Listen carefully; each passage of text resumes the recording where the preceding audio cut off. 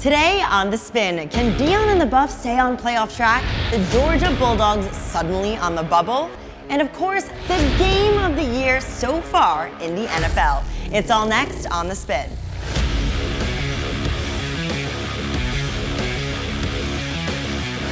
Hello, my friends. I'm Ali Melendez, and welcome to Sports Insider's The Spin. Thanks so much for joining me today.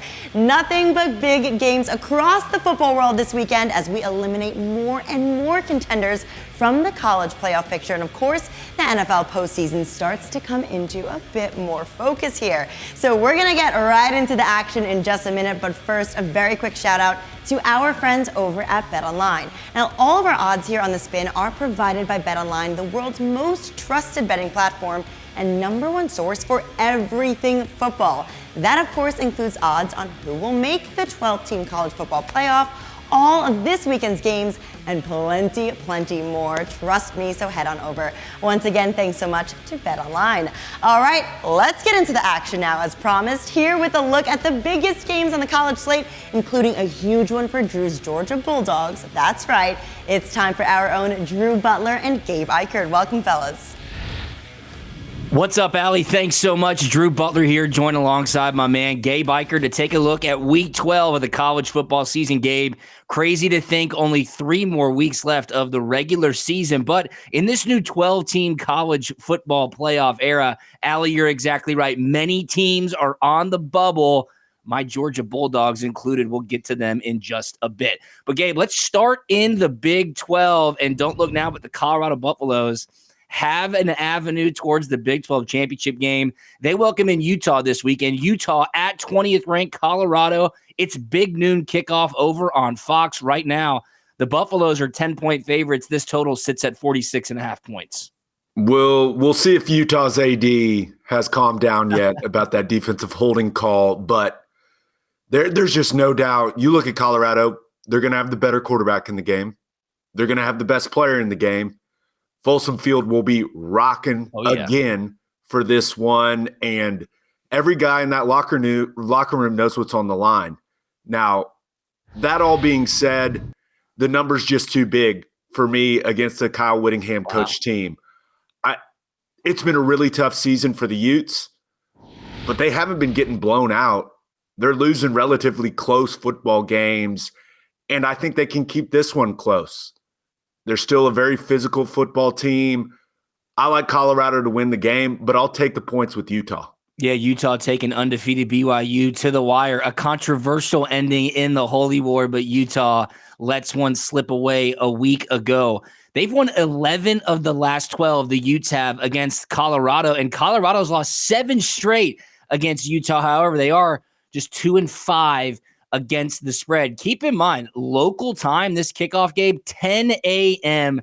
kickoff out there in Boulder at Folsom Field. So I would expect the Colorado fans to kind of welcome that challenge. Should be a great environment, even though they'll be having their coffee when kickoff is happening. Colorado's won 6 of the last 7 games. The Buffaloes are playing at a very high level, and they're currently second in the Big 12 conference right now. They're 7-0 ATS against the spread in their last 7 games. And of course, that's led by the elite play of quarterback Shedeur Sanders, 24 passing touchdowns on the season, certainly in the Heisman conversation, but more so in the Heisman conversation is dual threat All-American Travis Hunter. Hunter and Webster are elite wide receivers for the Buffaloes. I just look at this one and I say Colorado has more talent. Utah has lost 5 straight. It's been a very, very tough year for Kyle Whittingham's Utes.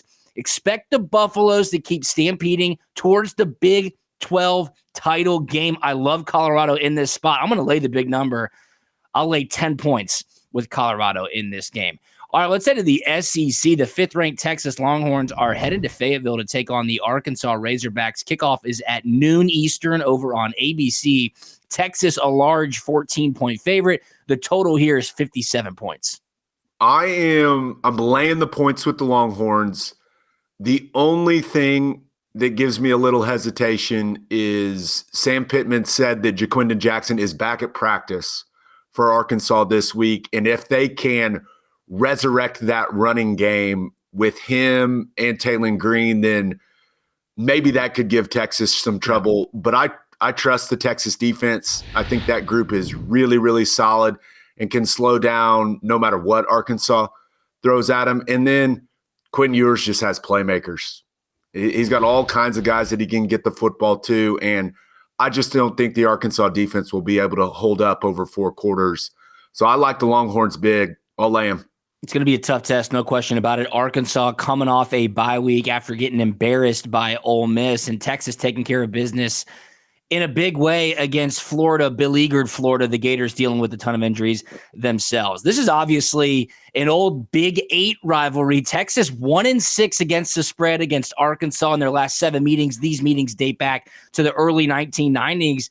But I look at Arkansas at home, and don't forget, they beat a top 5 ranked Tennessee team at home at night earlier in the season. I believe that was the first weekend of October. The Razorbacks have been inconsistent, but they have upside. Bobby Petrino loves calling this offense. When Talon Green gets going, this Arkansas offense is a true threat. Texas looking to finish the season strong and make the SEC championship game for the first time within the Southeastern Conference. Look, Arkansas is coming off a bye, catching 2 touchdowns. That's certainly enticing, especially at home, Gabe. Yes, the Longhorns have more talent. Yes, the Longhorns have more to play for, but I think this is too many points here. I think the Hogs can correct what went so wrong against Ole Miss 2 weeks ago.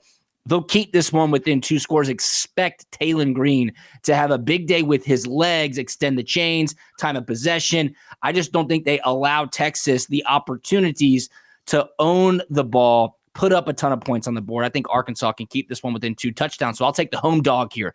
Give me the Arkansas Razorbacks plus 14 points. All right, let's stay in the SEC. It's a big-time matchup. Tons of college football playoff implications on the line in this one. The 6th-ranked Tennessee Volunteers heading to Athens to take on the 11th-ranked Georgia Bulldogs. It's a night game, 7:30 p.m. Eastern kick over on ABC. And, Gabe, I got to say, this line right here, it's a bit of a head-scratcher. Georgia, an 8.5-point favorite. The total is 48.5 points. It's an interesting line for sure after watching what Ole Miss did to Georgia. But I think Nico Iamaleava's health is a bit of a question mark, even though Josh Heupel said he expects him to be ready for this game. I think they'll lean on the run game with Dylan Sampson anyways, just like they have been all season. It's clearly going to be a hostile environment in Athens for Tennessee. But I think Tennessee's defense is really good. I think they have one of the best defenses in the country. And I think that defense is going to travel. And with how Carson Becht has been struggling, it's just hard for me to imagine that Georgia goes up and down the field against that Vols defense. Tennessee's defense, the most they've given up in an SEC game is 19. That's right. So they've done a really nice job. I think that I like Tennessee in this spot. I know it's not going to be easy on the road, but I trust that defense in that running game for the Vols. So if you're giving me that many points, I'm taking them with Tennessee. Yeah, it's hard not to take those points, Gabe, and you're totally right. You look at the line and you're like, what do they know that I don't know? I do have 2 eyeballs in my head. I've been watching these 2 teams. Granted, they're both having issues heading into week 12, but 8.5 just seems like so many. However, for Tennessee, Sanford Stadium in Athens has been somewhat of a house of horrors. The last win for the Volunteers in Athens, 2016, that was an end-of-game Hail Mary that Josh Dobbs chucked up, and somehow the Volunteers came down with it. And the Volunteers and Josh Heupel specifically have been held to a season low in total yards against the Bulldogs in each of their last 2 meetings. You mentioned Tennessee's defense. They're phenomenal. The most that they've allowed all season is 19 points. Not just in the SEC. They have not allowed an opponent to score 20 points on them all season long. And the Volunteers defense ranks 4th nationally in creating havoc. When you watch Carson Becht, Georgia's quarterback, play, you'd probably look to it and say the last thing he wants is havoc created in his backfield. Expect Tennessee to do just that in Athens this weekend. The Dogs have won the last 7 in this series. They've covered the last 5. And Josh Heupel did say Nico Iamaleava is expected to be available. He is expected to be, quote-unquote, ready, as Coach Heupel said. Georgia's offense is struggling mightily with their identity, with consistencies, and most importantly, Gabe, turnovers. They continue to turn the ball over, and that is just not a winning recipe in the game of football. To me, it seems like this is too many points. It's a desperate spot for both teams. The college football playoff hangs in the balance. I'll take Tennessee plus 8.5. Too many points, simply put. Maybe it's simpleton. Maybe I'm going square here, Gabe, but I've been watching Georgia intently all season long. I don't know if they have it in them to cover a number like 8.5. This should be a closely contested game either way. So give me the Vols plus the 8.5. I can't believe after this weekend, we only have 2 weeks left in the regular season of the 2024 college football campaign. But it's going to be chaotic. It's going to be awesome. And we'll be tuned into it right here on The Spin at Sports Insiders. Obviously, all of your lines provided to you by Bet Online. Have a great weekend, everybody. For Gabe Ikard, I'm Drew Butler. Allie, we'll send it back to you. Awesome. Well, thank you so much, Drew and Gabe. Incredible insight as always. And Drew will be back with us in a moment. But I've got to tell you once again that all of our odds here on The Spin are provided by BetOnline, the world's most trusted sports betting platform. So with NBA, NHL, college basketball, all in full swing, and of course, college and NFL football, there's no better place than BetOnline to get in on all the action. So check them out today. Speaking of action, we want more of it. I hear you. So another big week in the NFL coming your way. It looks like it might be the game of the year in Buffalo. And here now to break it all down for us is Drew Butler, Anthony Becht, and Jonathan Casillas. Thanks so much, Allie. Great to be back with you. Drew Butler here, joined alongside my guys, Anthony Becht and Jonathan Casillas, taking a look at Week 11 of the NFL season. And we do have some great action, including that game of the year between the Chiefs and the Bills that you just mentioned. We'll get to that in just a second. However, let's start in the AFC North. It's a matchup between two of the best teams in all of the AFC. The Baltimore Ravens hit the road to take on the Pittsburgh Steelers. And Anthony, right now, the Ravens are 3-point road favorites. This total sits at 47.5 points. Yeah, what a divisional matchup here. In the past, when you look at these two teams, you really throw the records out. But a lot of star power on this football field. And it starts with Lamar Jackson for the Ravens. The last 2 games, he's got 7 touchdowns. He's thrown an 80% completion percentage. Just really dialed in and focused, using his legs. He's just been a hard player to stop. And even when they're down, they were down 2 touchdowns last week. They're still able to fight back, get back where they want to be. And that's a problem versus really any defense, regardless of how good you are. On the other side with Pittsburgh, man, Russell Wilson's gaining some confidence. I don't know if I'm quite all there with him yet. The moon balls, I feel like at some point they're going to go away. But when you got a guy like Pickens and Williams, those guys just continue to pluck the balls out. How about Mike Williams with a big catch coming from the Jets, kind of getting his confidence up as well. You talk about chips on your shoulder. Patrick Queen is on the Steelers, a former Raven. There's a lot of intel that's there for both of these teams. The game's at Pittsburgh. I think it's going to be a close game. I really do.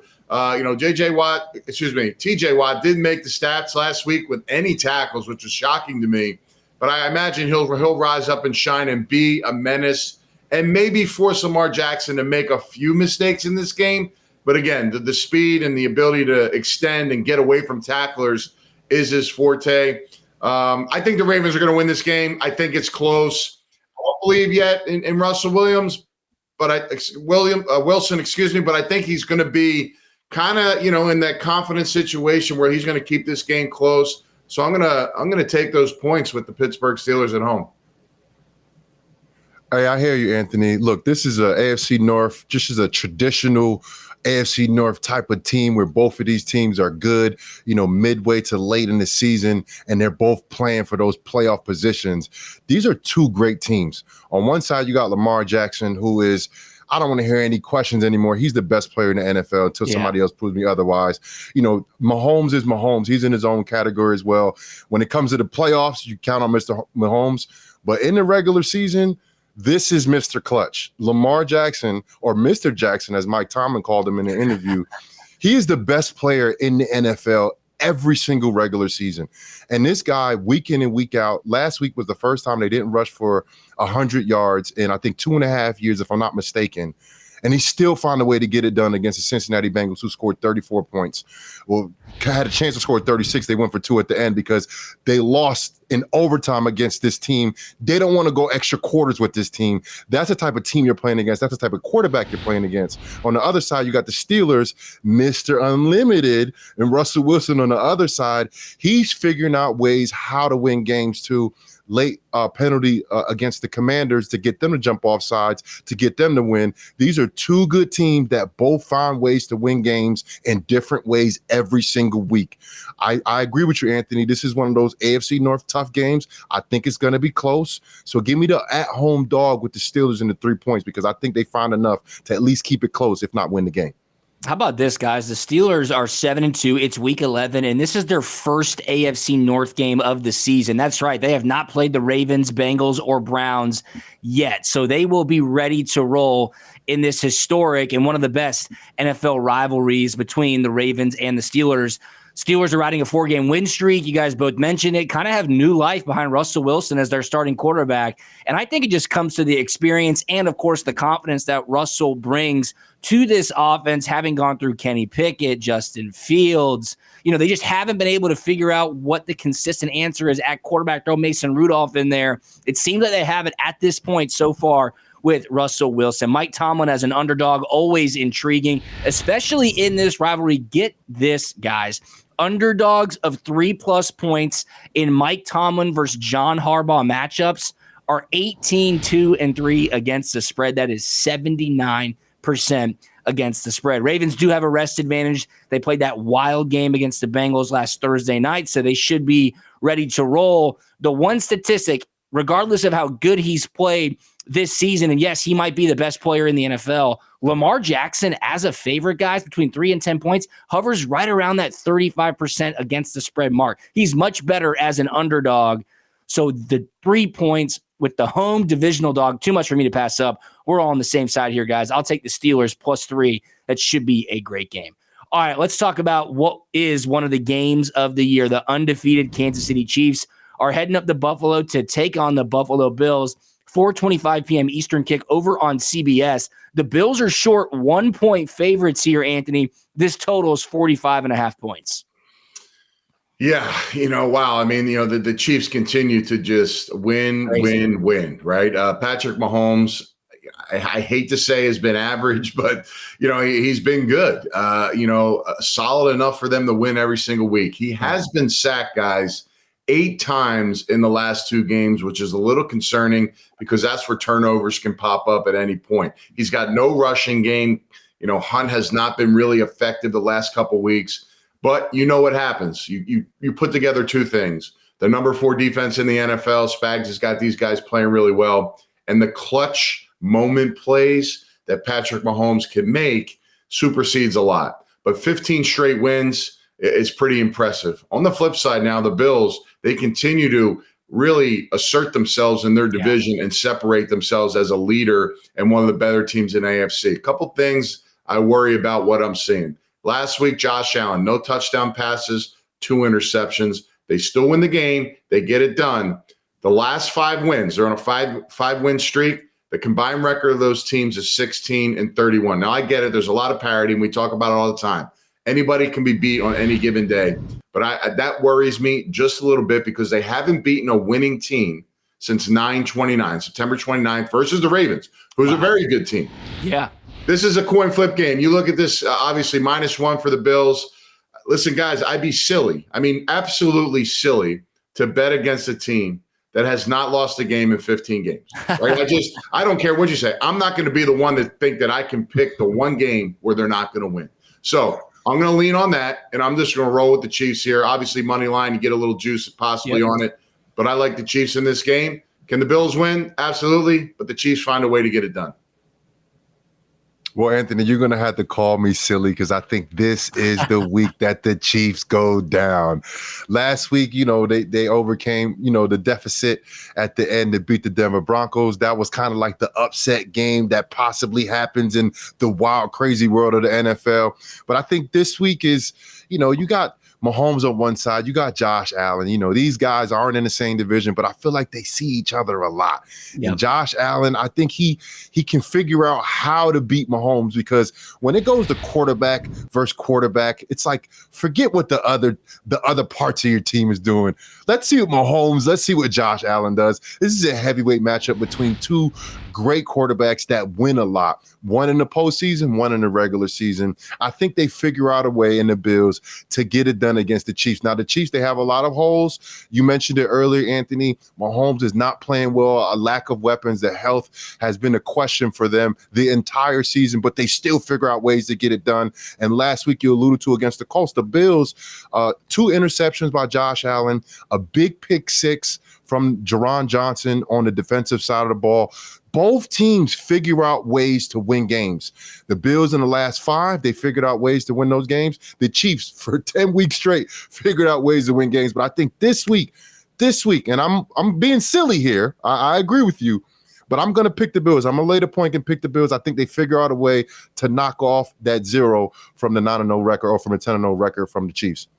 It really is incredible that Kansas City 9-0 at this point in the season, given their overall play. I mean, the defense has stepped up tremendously. But, Anthony, as you alluded to, Patrick Mahomes, from a statistical perspective, has been average so far this year, but they just find a way to make it happen. How about this stat? And, Anthony, it leans towards you, making a great point by saying you got to be silly to go against the Chiefs. Patrick Mahomes is 12-1-1 against the spread as an underdog. He's 11-3 straight up as an underdog. Buffalo has the best point differential in the AFC. They're 8-2 overall. Of course, the Chiefs are 9-0, but the Bills are plus 97 in their point differential. They're also 4-0 at home. They don't just want to beat the Chiefs.